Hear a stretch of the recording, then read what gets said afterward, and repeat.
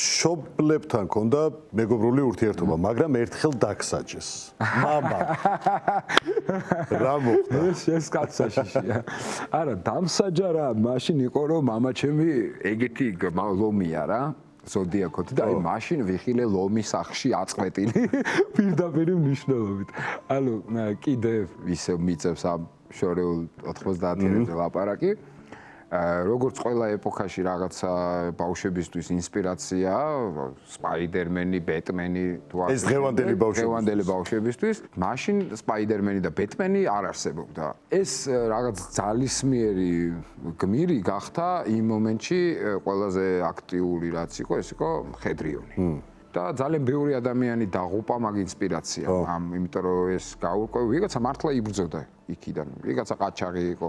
ყოველ შემთხვევაში იმ პერიოდში ახალგაზრდა თაობაზე ამ ფორმაციამ ძალიან ცუდი გავლენა იქონია. იმიტომ რომ ეს იყო როგორი რაღაც იცი რომ შენ თუ იქ იყავი რაღაც ესეთი ბავშვებში ეს იყო რა შენ იყავი ყველაზე დაცული და შენ ეშინოდა ყველას. ხო, ესე წარმოგიდგენ შეგიძლია შენ. საკმარისი იყო იმ ინსპირაციისთვის რომ შენ გდომოდა. და თქვი. და ამბობდი რომ მინდა და სულ ამბობდი რომ მინდა მხედრიონელი გახდა რაღაც მოკლედ. თან ჯაბა რომ ერქვა ეთყობა ესეც რაღაც გარკვეულწილად.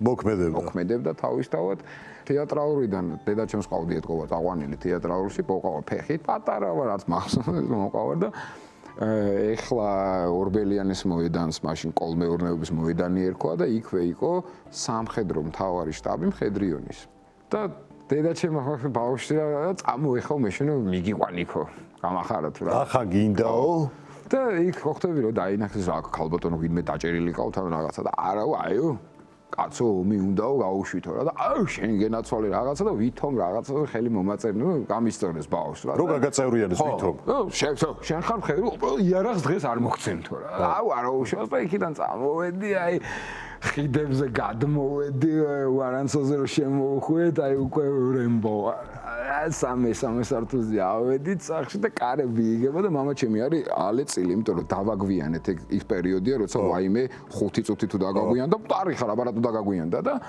სათხართ რაღაც ამდენი ხანი შეშლილი მამა ჩემ ხდება და დედა ჩემო ვერ დაალაგა ეს რა იქნება მხედრიონელიო აი ესეო ისო და მახსოვს ხო ქოდა მამა ჩემს შეშლილი სახე და კიდე უფრო შეშლილი მამა ჩემის სახე წააჟუტკი იყო და აი ეს მომკიდა რაღაცა რომ აი